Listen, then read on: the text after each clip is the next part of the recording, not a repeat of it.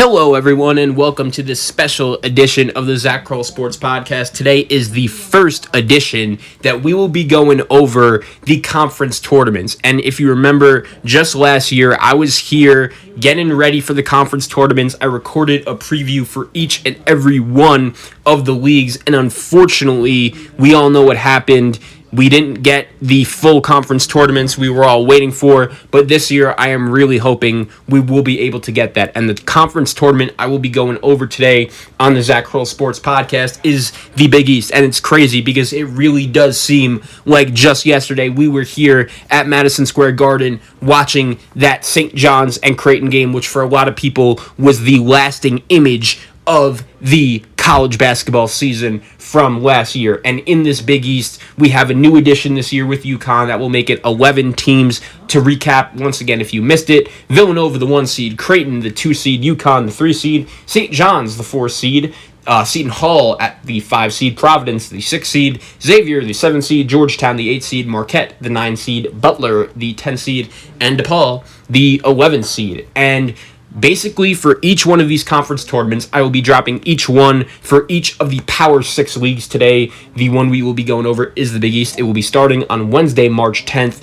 and it will be ending with the championship game on Saturday, March 13th. It will be at Madison Square Garden in New York City. There should be some fans there, limited capacity, and this is a wide open league. And for each one of these conference tournament previews, what I'm going to be doing on this show is going over each team, giving you guys my expectations for the team in their conference tournament, and I'm going to be giving you guys really my honest thoughts on the job each coach has done, the future for the team, and just analysis along with game predictions for each one of the conference tournaments. We will be getting to that at the end. And then also, as I go over each team, what I wanted to do is an award for each conference. I will be giving out a award for Conference Player of the Year, Conference Coach of the Year, Conference Freshman of the Year, Conference Biggest Disappointment of the Year. That's going to be my favorite one.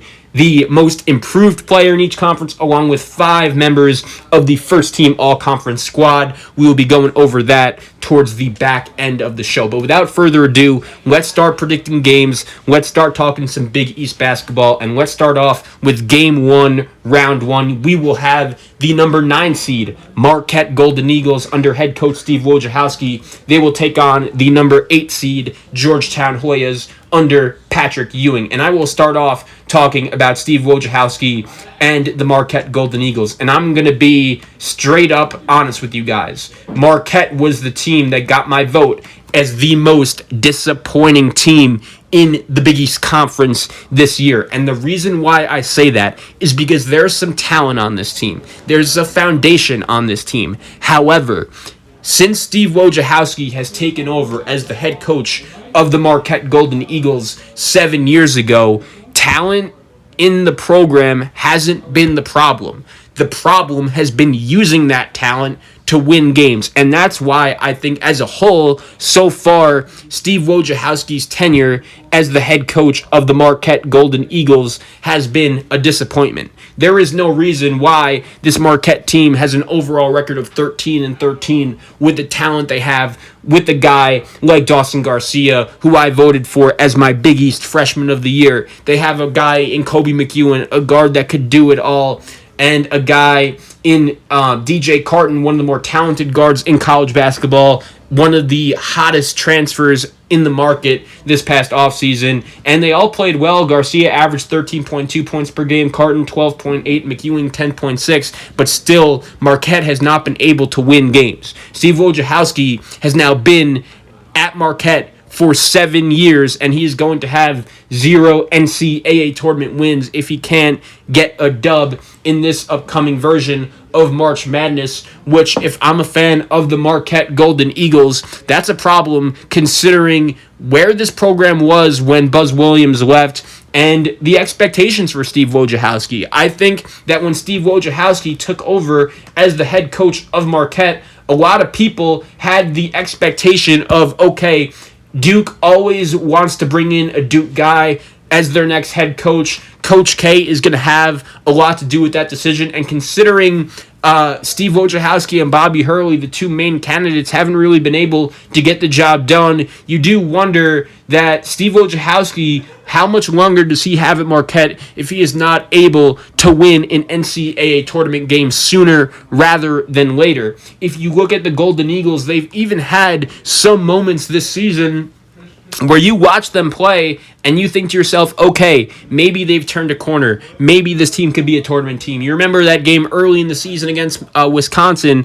when Justin Lewis tipped in the game-winning shot. That was one of the highlights of the college basketball season. You also have the game they played against Creighton on the road. I remember saying to myself after that win against Creighton, wow, this Marquette team is pretty tough and they could win a lot of basketball games, and unfortunately, since that Creighton game, they really haven't been good. At that time, they were 5-2, 1-0 in the Big East. Since they are 8-11 overall, and 7-10 in the Big East, which obviously hasn't been ideal. But there's some talent on this team, and they will be taking on the Georgetown Hoyas. And the Hoyas are a little bit of the opposite of the Marquette Golden Eagles, because I do think the Hoyas at one point during this regular season were looking like a team that was really going in the wrong direction. And Patrick Ewing is now entering his fourth year as the head coach of the Georgetown Hoyas. And I will admit, the circumstances when Patrick Ewing got to Georgetown weren't ideal when John Thompson III left. But he was able to bring in some talent, like a Mac McClung, like a James Akinjo, like a Josh LeBlanc, and I thought along those guys, along with some of the guys on the team now, Qudus Wahab, Javon Blair, I thought that Georgetown, that could be maybe enough for them. They're always competitive. They just haven't really been able to break through with Patrick Ewing as their head coach. However, the start to this season was not good at all. They started their season 3-8 overall, 1-5 in the Big East. Not good. But then, after that stretch, when there were many people around the country saying, okay, maybe Patrick Ewing is going to get fired, this thing at Georgetown just really is not working out, he's actually done a pretty good job leading the team to some surprising victories, including one over Creighton, including one over Seton Hall, including one over Providence, and Georgetown did finish their season 9-12 overall and 7-9 in the Big East, which isn't too shabby. And they have some talent on this team. I think Javon Blair is one of the more underrated guards in the Big East that not a lot of people know about. I think the same thing could be said about Qudus Wahab, an underrated big man. But unfortunately, I do like Marquette to beat Georgetown in this first round game of the Big East tournament. I think their talent advantage will prevail. And even though I don't trust Steve Wojciechowski, I just think the talent does prevail for Marquette. And if Marquette does lose this game, I think Steve Wojciechowski could really go into next season with some hotness under his seat, because he has not done a good enough job at Marquette. With the amount of talent that he's had, he should have at least one NCAA tournament win. However, I do like Marquette to get the win over Georgetown. Talent takes advantage. Moving on to the next game in the Big East, how about the number 10 seeded Butler Bulldogs? They'll be heading to New York City to take on the number 7 seed Xavier Musketeers. And Butler, this will be the team we'll be starting off with. They are a team that I think very early on, it's been obvious to me that it's a transition year. And I will admit, last year, the Butler Bulldogs were a much better basketball team than I could have expected. I do think they were able to rely a lot on their veteran experience and their veteran talent in guys like Kamar Baldwin and Sean McDermott. Those guys were much better than I could have ever expected, and they were really able to take on and carry the load. They also are missing Aaron Thompson, who is going to be one of the more important members of the Butler Bulldogs squad this season. He's injured. He's going to be out for the season, and that really has forced Lavelle Jordan and his guys to rely on the younger pieces. And I do think long term, you could make an argument that that is not the worst thing in the world for the Butler Bulldogs, and let me tell you why. They have had some freshmen in this recruiting class that they know they're going to be very reliant on for their future, gain some experience, and really go through some of the battles and the wars now, which will shape them better for the future. That includes a guy like Chuck Harris, freshman guard. He is Butler's leading scorer with an average of 12.8 points per game, 3 rebounds per game, and 2.4 assists per game, along with a steal per game. Jair Bolden, the transfer from South Carolina, he hasn't been too shabby.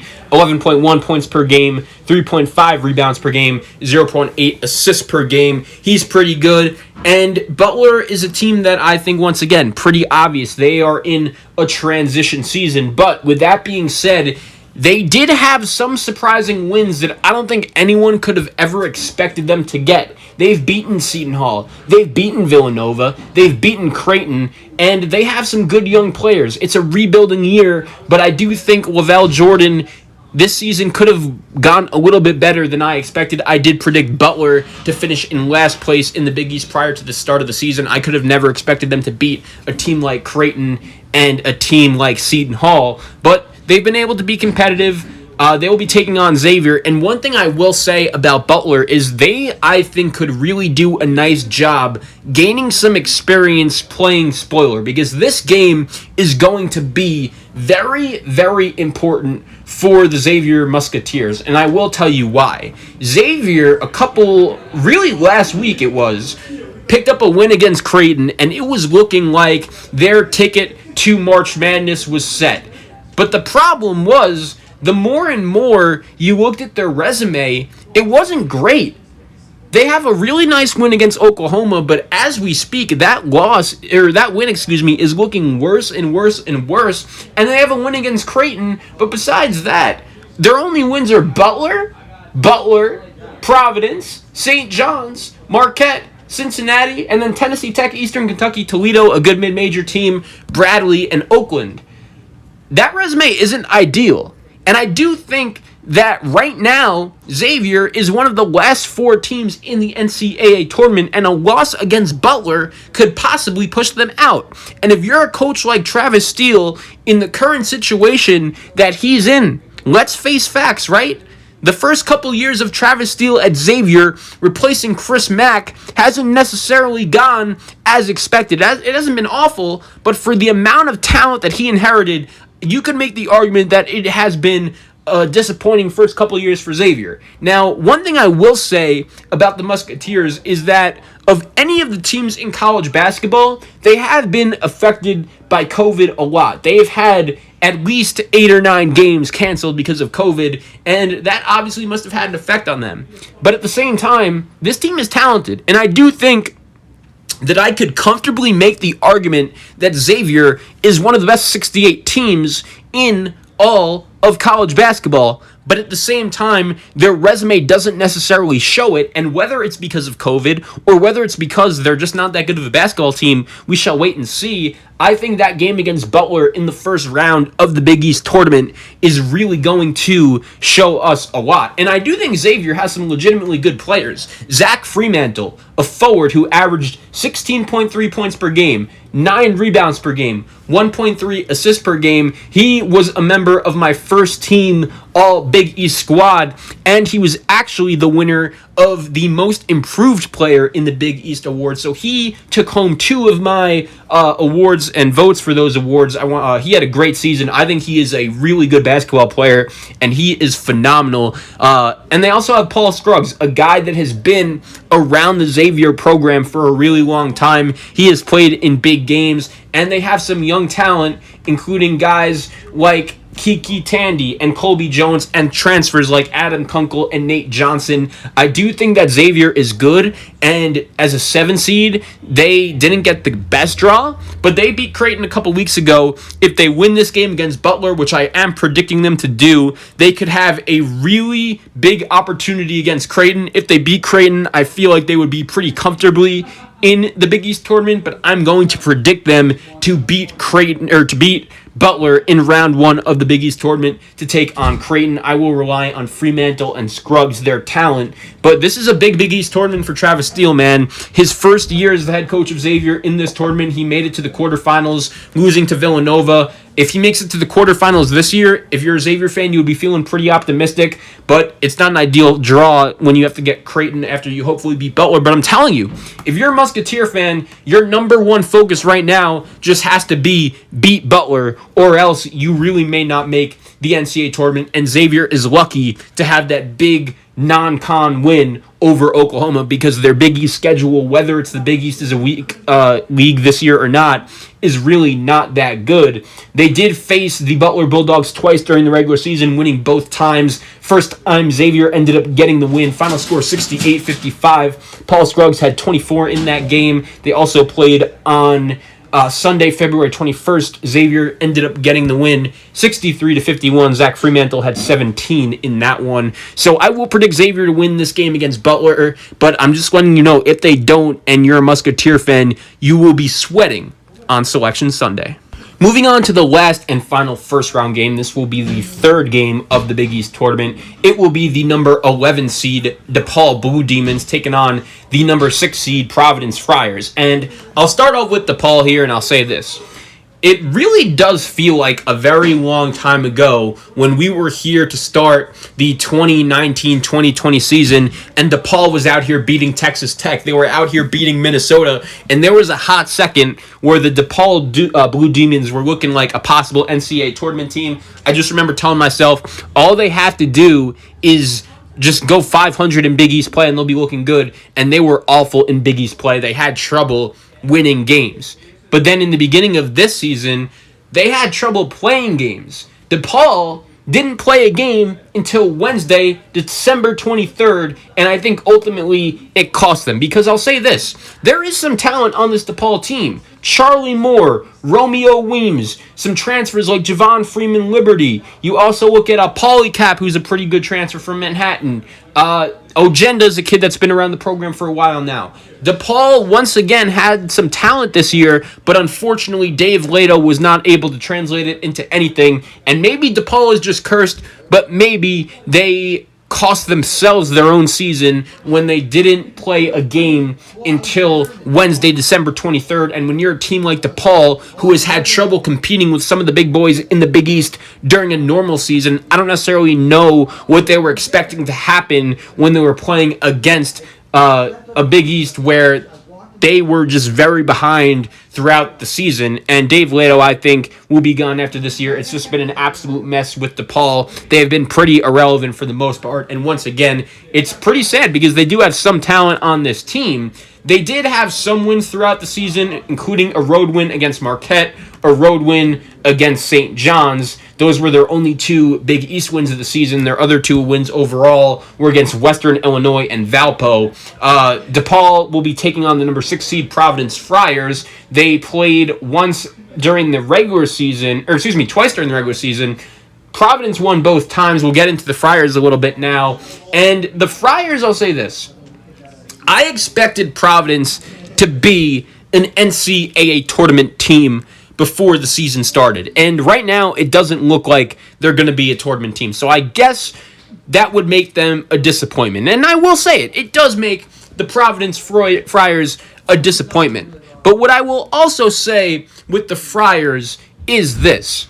They are a team, I feel like, that is always dangerous in March. And especially this year, because there are going to be many games where the Providence Friars get on the floor during the Big East tournament, and they're going to have two of the best players on the floor in David Duke and Nate Watson. Both guys are averaging 16-plus points per game, and it's one of the best inside-outside duos in all of college basketball. They're that good. Unfortunately, the support hasn't necessarily been there. Jared Bynum, transfer from St. John's, has been a massive, massive disappointment. He is now out for the season.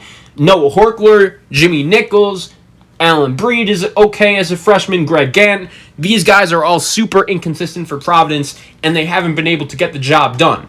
But there have been moments for the Friars throughout the regular season, including their big victory on Saturday against Villanova, 54-52. They had a big lead early in the first half. They were up by 17 at the break. Villanova almost came back. The Friars only scored 16 points in the second half, but Duke and Watson each had 20. Noah Horkler had 10. AJ Reeves had 2. Jared Bynum had 2. So he did play, actually. I'm sorry. But besides that, the Providence offense was just non-existent. One of the weirder box scores I've seen throughout a Big East basketball game this season. But Providence with Ed Cooley has always been able to make some runs in the Big East tournament.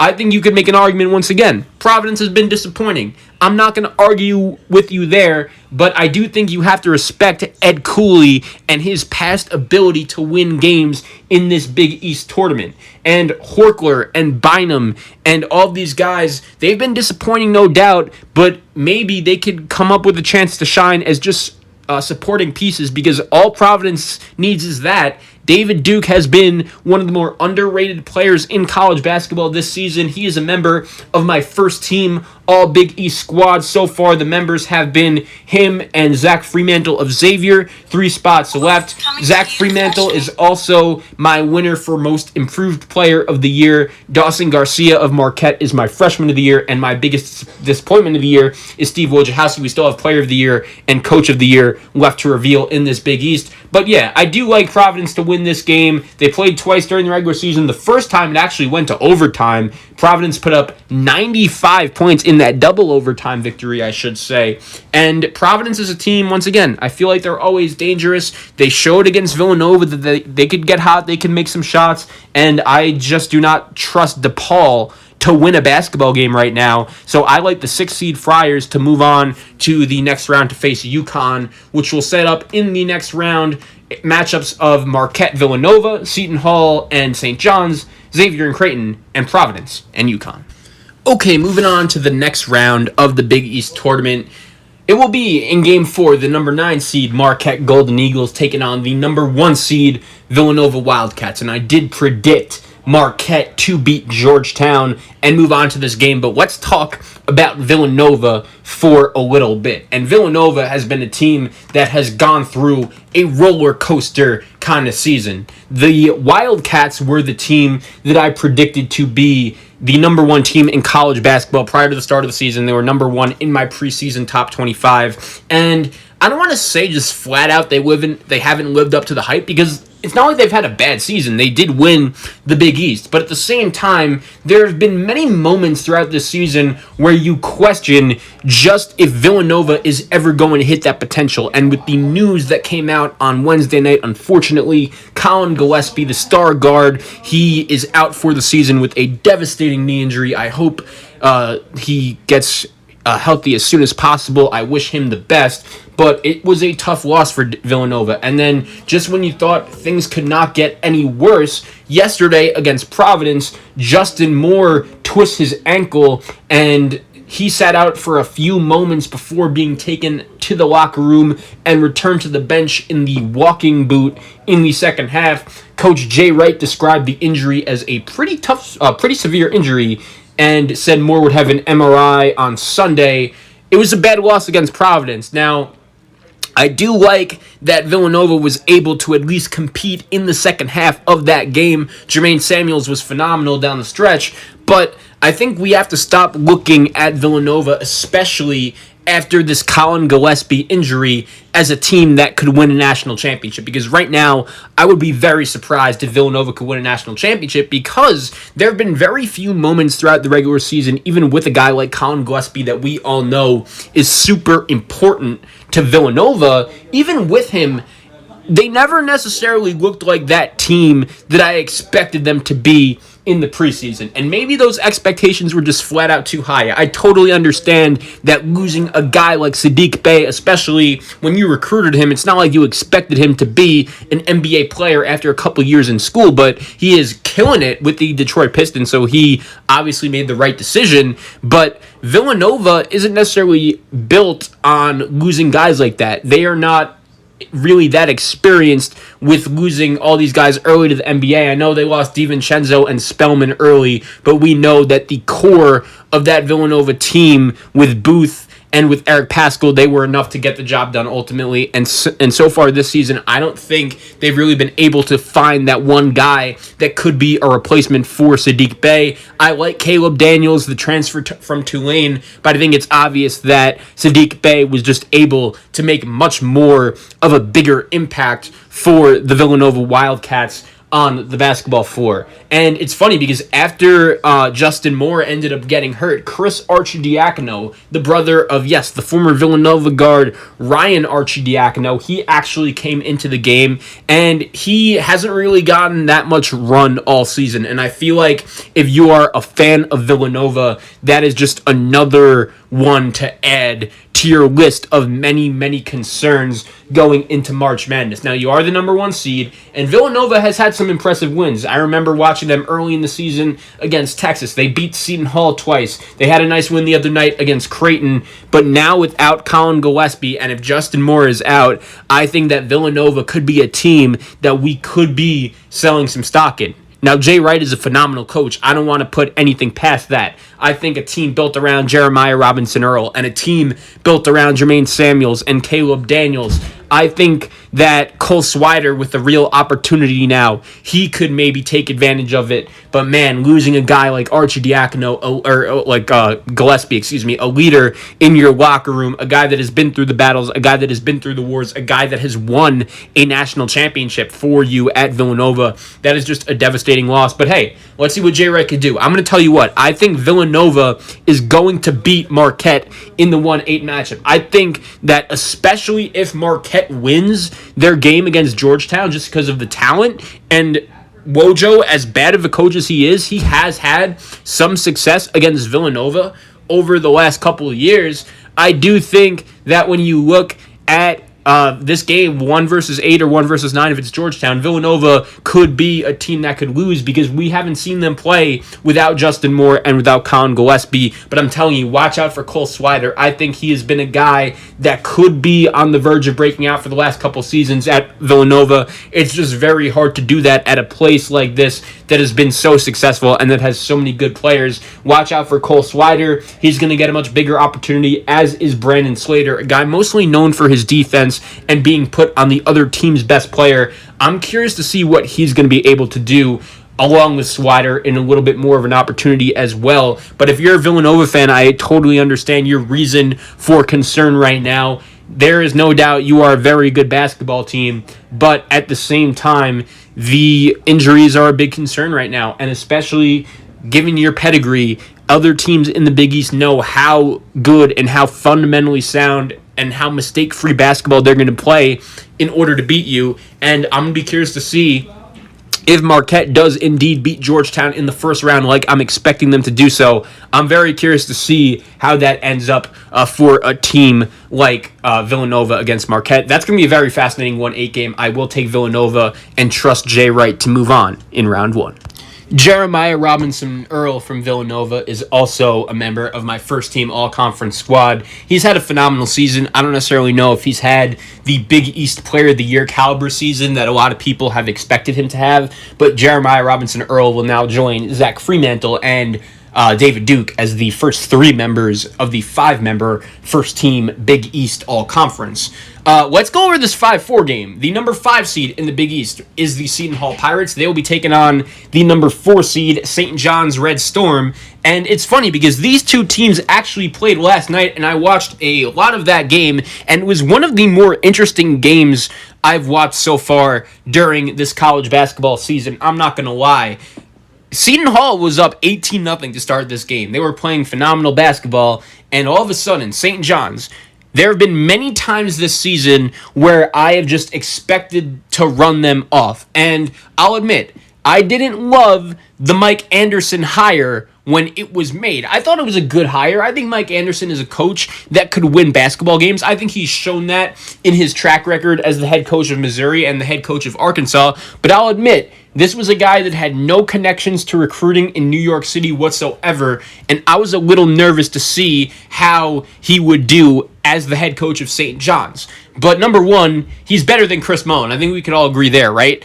Anyone could be better than Chris Mullins. That isn't really that much to expect. But at the same time, Mike Anderson has done a really good job, I think, changing around the culture at St. John's and really giving the Red Storm a certain toughness that they've lacked over the last couple years. And I think that's where a coach like Mike Anderson that prides himself on such physicality is going to be able to succeed. That's a place where he's going to be able to succeed, a place that needs their culture to be turned around. And he has also done a really nice job of getting some talent into this St. John's program.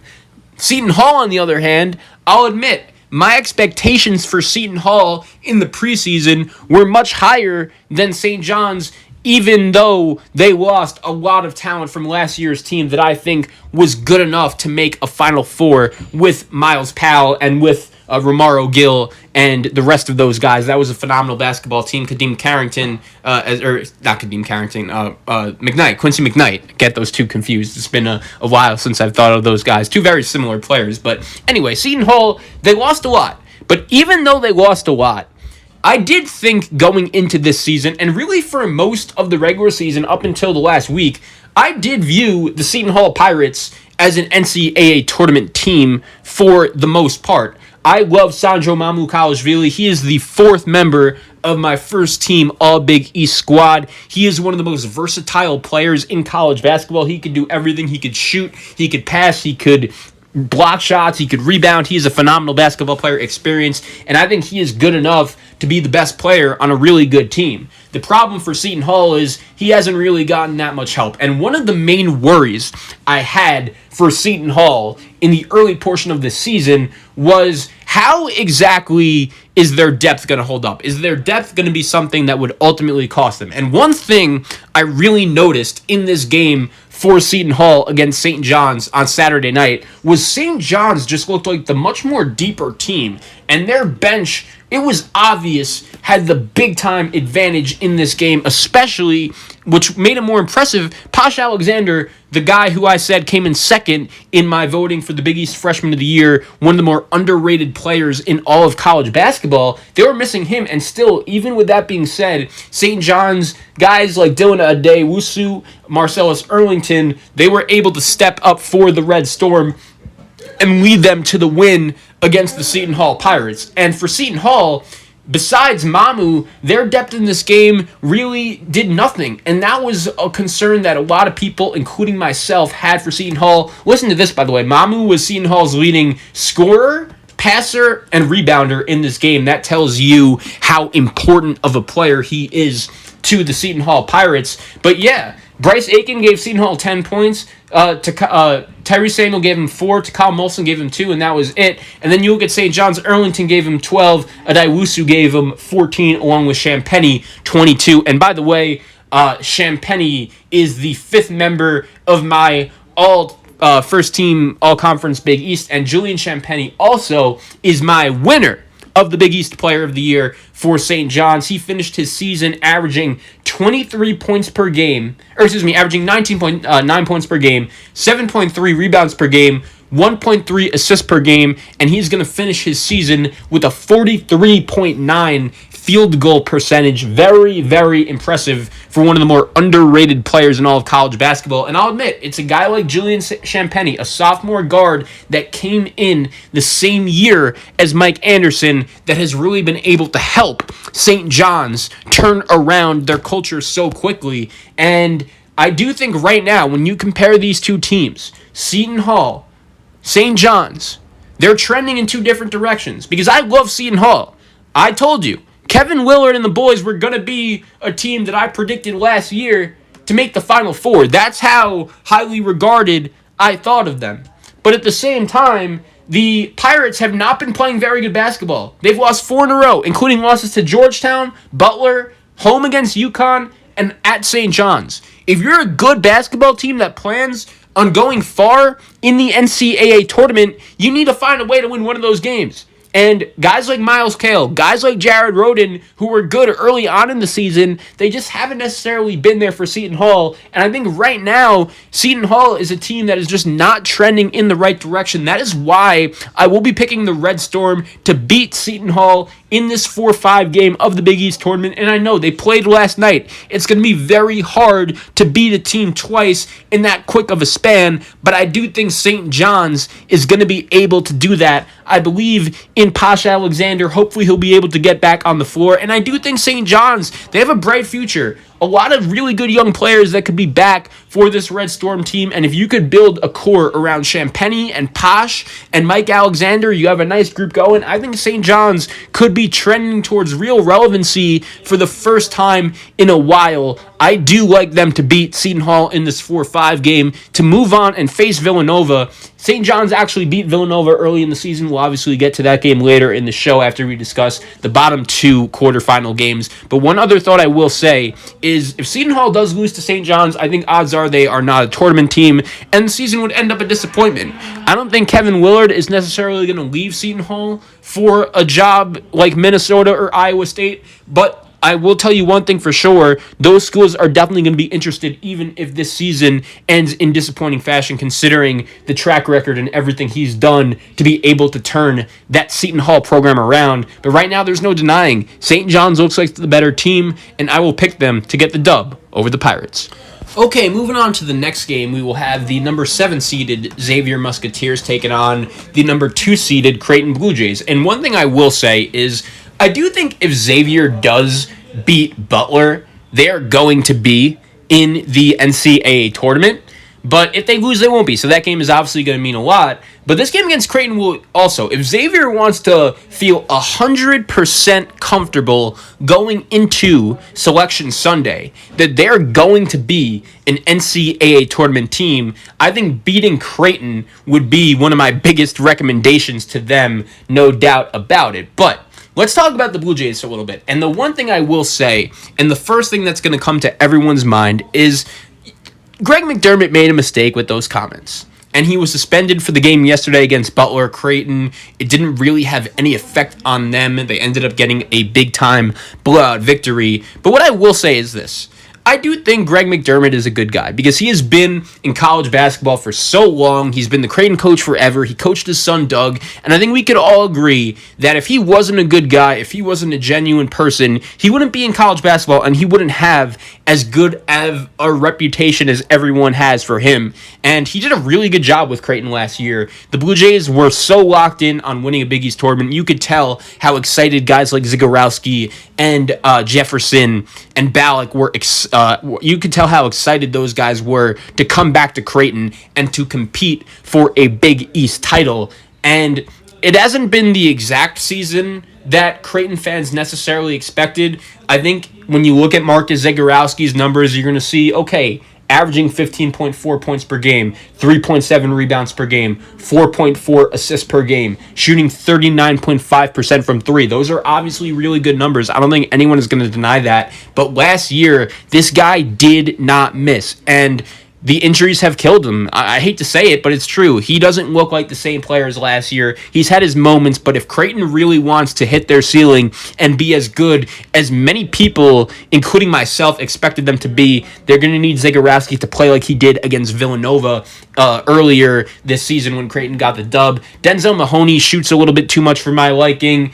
He averaged 13.5, 34% from three. Damian Jefferson is really good. I'm a huge fan of his game. Bishop, Ballack, Kalkbrenner. They have some bodies on this team. Antoine Jones, Alex O'Connell, the Duke transfer, Sharif Mitchell. That's their main primary rotation. But Creighton is another team, and I feel like throughout this COVID pandemic season of college basketball, this is a common theme we see with many teams, especially a team like Creighton, that goes into the season with some expectations.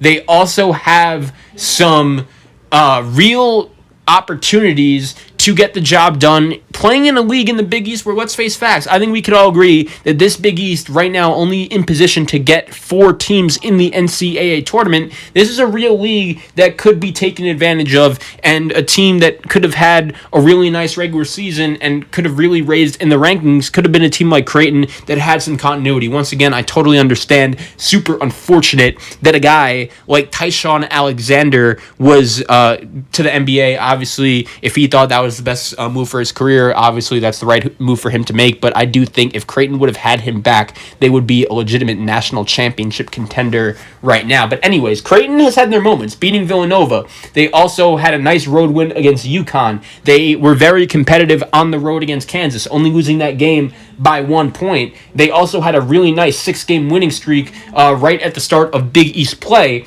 However, they also had moments where they lost games and you're like, what is going on? Losing 2 games in a row at Butler and home Providence. Those are not games you necessarily expect a real legitimate championship contender to lose. They also, this is the worst one, losing at home to Georgetown. That is not a game you necessarily expect Creighton to lose. They lost to Xavier on the road. They lost to Villanova on the road, and they did bounce back nicely yesterday against Butler. How about this? Zagorowski, 32 points. If he could keep that up, then Creighton has a real legit shot here.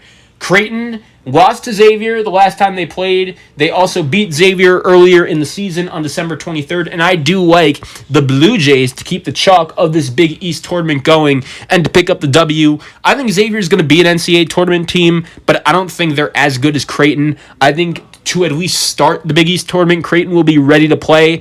I think they are one of the better teams in the Big East. Obviously, I think they're a team that could get to a Sweet 16. They're probably going to be a 4 or 5 seed. They are a little inconsistent right now, but I do think they will show me enough to get the win over Xavier.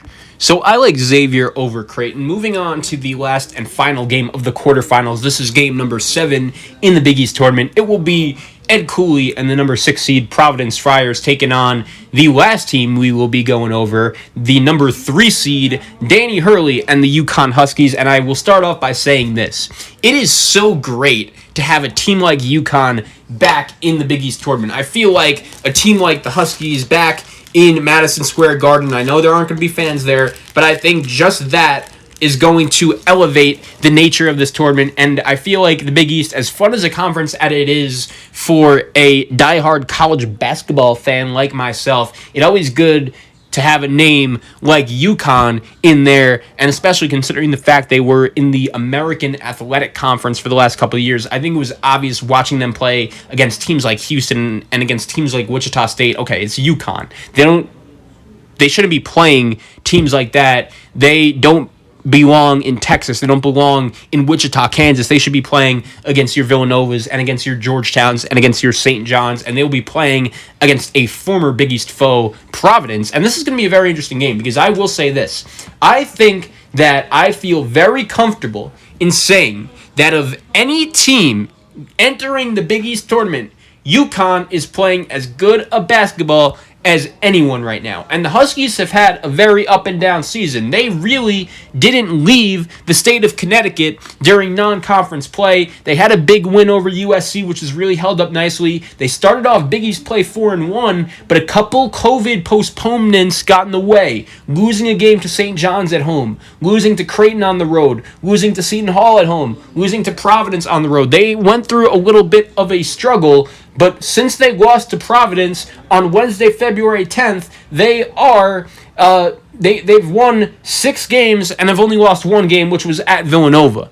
And the main reason for that, if you ask Yukon fans, is the return of James Bouknight. And if you remember, last year, James Bouknight was a top 100 recruit. He missed the early portion of the season for the Huskies, but you could really tell that when this guy came into the Huskies program, they looked like a different team from the start. He was so explosive. He was so dynamic. And I even had some Yukon fans telling me that they were nervous that he was going to enter the NBA draft last year. And fortunately for them, he decided to come back to school. I think it's pretty evident after this season that he is going to be in the NBA. But the only problem is that he got injured a couple weeks ago against Marquette. And when James Bouknight got hurt, that was a big time concern for the Huskies. He missed a lot of games. He missed the loss to St. John's, the loss to Creighton, the loss to Seton Hall, the loss to Providence, and that was when UConn was really hitting the worst stretch of their season. But Danny Hurley,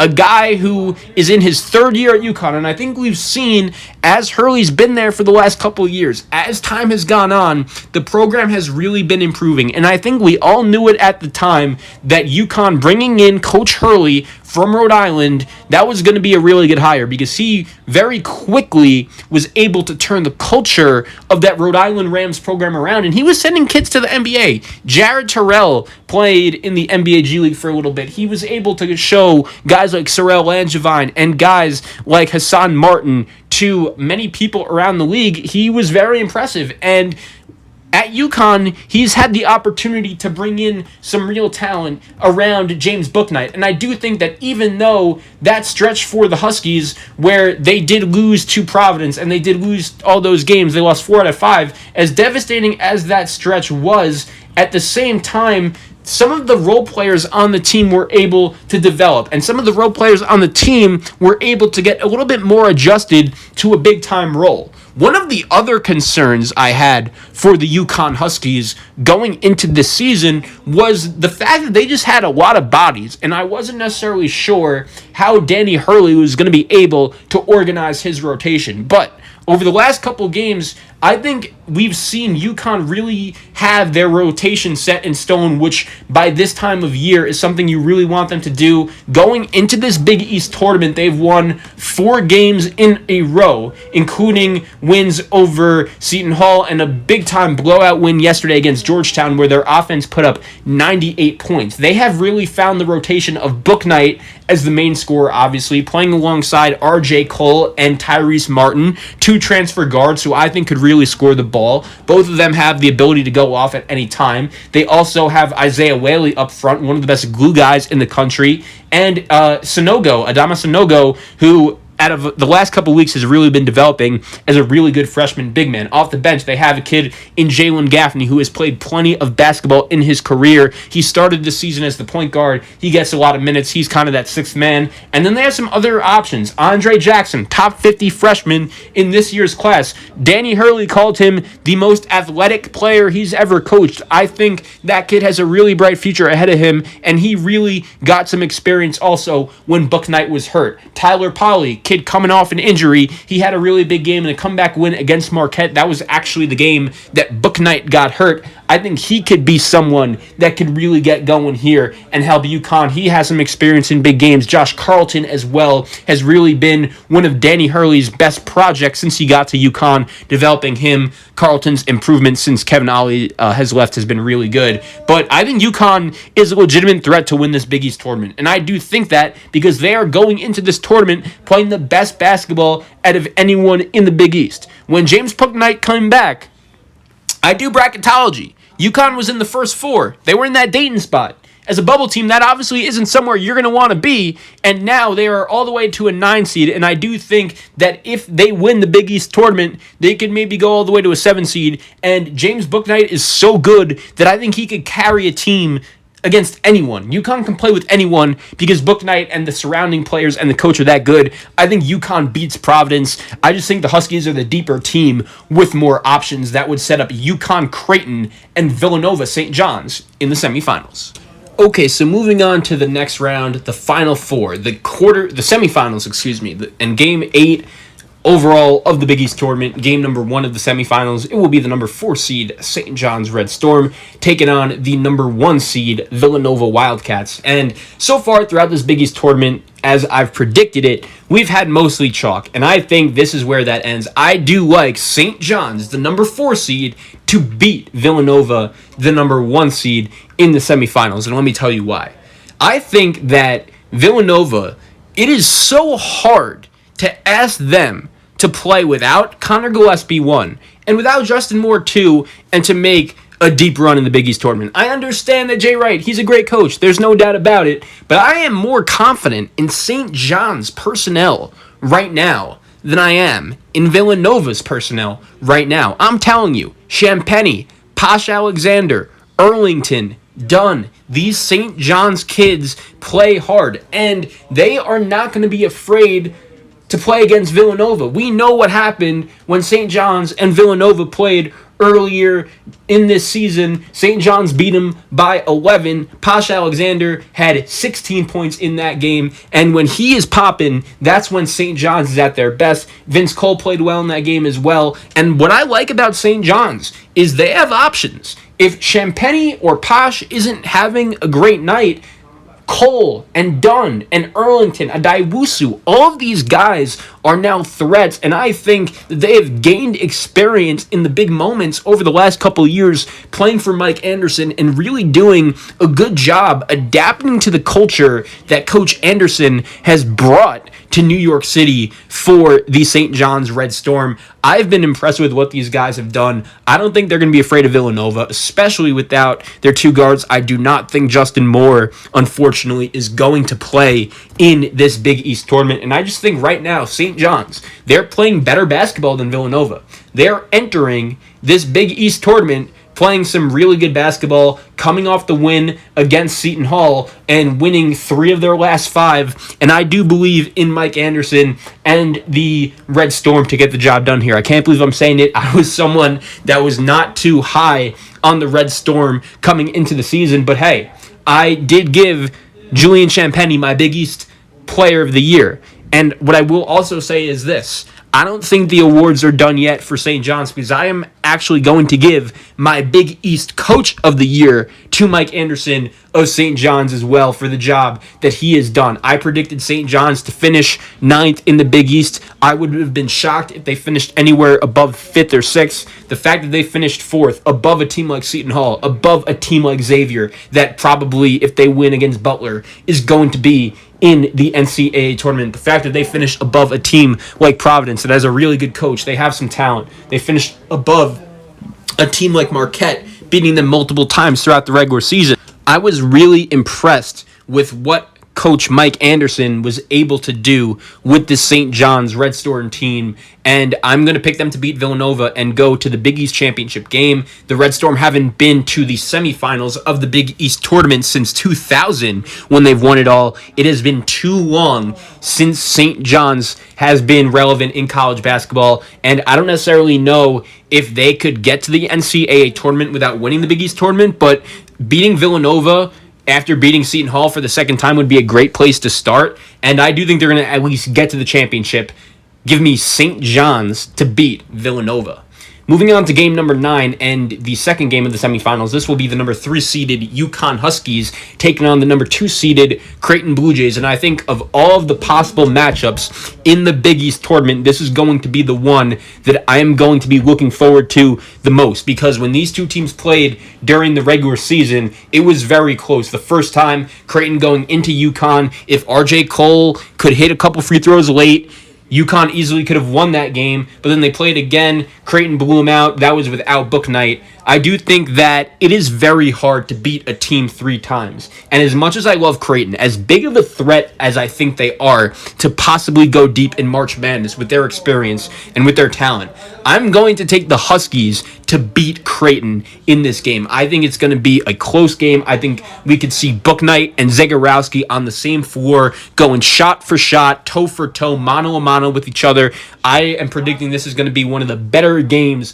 of March Madness, of the Big East tournament, but I'm going to take UConn to continue the tradition of the upset here in the semifinals. I'm going to predict for the championship game to be St. John's and UConn. I just think that it is very hard for Creighton to beat a team 3 times, and especially UConn. The basketball they're playing right now has been super impressive. We also know the history UConn has playing in Madison Square Garden. We all know that in tournaments, man, the Huskies have some magic, and I totally understand they're obviously going to be fans at limited capacity, but I guarantee that the Huskies will have some love and support at Madison Square Garden for the Big East tournament, and I just think the Huskies have guys I think that could overwhelm Creighton. I think that Creighton's weakness right now is their depth. I like Kalkbrenner, I like Antoine Jones, but can those guys be enough to compete with the depth of UConn, with a kid like Andre Jackson, with a kid like Gaffney, with with a Cook who isn't 100% healthy, but he is back and he is making progress towards getting back to 100% for the Yukon Huskies after a devastating Achilles injury last season. I like the Huskies to beat Creighton in the semifinals. And then the championship, number 4 seeded St. John's against number 3 seeded Yukon. I will say this. I do think if St. John's makes the championship game, they will at least have an argument to possibly get in to the NCAA tournament, but if they really want to feel safe, St. John's is going to have to win this Big East tournament, and I actually do think they have a legitimate shot to do so. I have them beating Villanova. I think they actually had a really good draw because they showed us they can compete with Seton Hall, and they're a gritty, tough, fun basketball team. But I think UConn is a smidge better right now. I think that St. John's, as good a basketball as they're playing, UConn is playing a tad better. St. John's went into Connecticut and beat UConn earlier in the regular season, and since then, UConn has been playing phenomenal basketball. I think they turn it full circle, and my first official prediction in these conference tournaments is that UConn is going to be the champion of the Big East. I think they beat St. John's in the championship. James Bouknight is your MVP, and the Huskies are going to be a trendy pick for a lot of people going into March Madness. Give me the Huskies to win the Big East. Bouknight and the squad, Danny Hurley, they continue their success at Madison Square Garden. I like the Huskies. And look, St. John's, I think they're going to have a really nice run. And I'm telling you, I wouldn't be shocked if the Red Storm come out here and win this Big East tournament. I wouldn't be shocked in the least. However, I like the Huskies to beat them in the championship game. I think Bouknight takes over and UConn wins. The last segment of today's show, before I go, I'll just recap my awards for the Big East. My Player of the Year from St. John's would be Julian Champagny. My Coach of the Year from St. John's would be Mike Anderson. So a really good start to St. John's here for the awards. My Freshman of the Year, Dawson Garcia from Marquette. My biggest disappointment in the Big East this year is Marquette. My most improved player from Xavier is Zach Fremantle. And my first team All-Big East is David Duke from Providence, Julian Champagny from St. John's, Mamu from Seton Hall, Jeremiah Robinson-Earl from Villanova, and Zach Fremantle from Xavier. A couple more thoughts before I go on this Big East tournament, a couple questions. I think the number one storyline I have going into this tournament is how is Villanova going to look? Could a guy like Cole Swider or a guy like Brian Antoine, who I actually didn't mention for Villanova, could he step up for the Wildcats? This is a guy that is a former top 15-ish recruit who has had a really tough time staying healthy throughout his college basketball career. He did play the other night against Creighton. After Gillespie got hurt, he made a couple shots. I think that is another guy and another under-the-radar storyline for Villanova going in to this Big East tournament. I think if he could contribute from the offensive side of the ball, show improvement with Cole Swider, that is going to be Villanova's only real shot to win this Big East tournament. I do think St. John's could give them a legit run for their money. My number 2 question, those two teams I'm putting a lot of stock in before this Big East tournament, St. John's and UConn. I'm telling you guys, those are the two teams that I am predicting to make a deep tournament run in New York City. When we are discussing this Big East tournament 1 week from now, how do those predictions look? Do I look like a fool? Do I look smart? I don't know. But I think those two teams are both good enough to get to the championship game. I'm predicting it to happen. That is another real question. Will I look silly after that? My other question is Xavier. If they lose, they're going to be in trouble, man. I'm telling you, this is a huge game, this first game against Butler. And one thing about Butler, even though it hasn't been the best season for them, I do think Lavelle Jordan will have the guys ready to play in a type of game like this. So Xavier really better be careful. And I'm telling you, if they lose, I do think there's a real legitimate chance they miss March Madness. Providence is a threat. I think they got a tough draw with UConn. Same thing with Seton Hall. I think if they lose to St. John's, they are officially out of tournament contention. If they win, does that push them in? I'm not sure. But I do not believe Seton Hall is going to beat St. John's. As much as I love Mamu and Jared Roden and Obiagu and some of the other guys on that squad and Kevin Willard as well, when I watched them the other night, I saw St. John's show me that they had the ability to come back from adversity without Posh Alexander, one of their better players, and they were able to get the win over a very good Seton Hall team. I was super impressed with what I saw from the St. John's Red Storm. I like them a lot to get to this championship game. I really do. And Creighton, we'll see what the Blue Jays could do coming off the tough loss to Villanova. Hopefully, Coach McDermott will be back. I hope the players understand that it was just a mistake. And if Creighton wants to succeed, they're going to need Coach McDermott. I know they looked really good yesterday against Butler, but he is necessary. We all know how good of a job he did coaching them last year. So once again, to recap the Big East tournament picks in Game 1, Marquette over Georgetown, Xavier over Butler, Providence over Depaul. That's round 1. The Golden Eagles have some talent, and if they play Villanova round 1, if they beat Georgetown, would I be shocked if they won? No. I just cannot pick Steve Wojciechowski over Jay Wright in a big game to save my life. I like Villanova to beat Marquette in Game 4, Game 1 of the quarterfinals. St. John's over Seton Hall in Game 5. Creighton over Xavier in Game 6. Yukon over Providence in Game 7. And in Game 8, this is where the upset starts coming. Give me St. John's over Villanova. Yukon over Creighton. And in the championship game, give me the Huskies and Danny Hurley to cut down the nets and win the Big East tournament. I just wanted to say, guys, thank you so much for listening. Keep track, as we will have many other episodes of the Zach Kroll Sports Podcast dropping this week on the Podbean app, as well as on YouTube, breaking down each one of the conference tournaments. I'm really looking forward to it. And Selection Sunday will be here before we know it, just 1 week away. Automatic conference bids are starting to get clinched. I am excited. And yeah, the Big East, it was a lot of fun. It's going to be a wide open tournament. Yukon and St. John's, hopefully they don't make me look too silly. And yeah, stay tuned because there will be other episodes of this podcast dropping later in the week. So thanks for listening. Everyone stay safe and have a good one.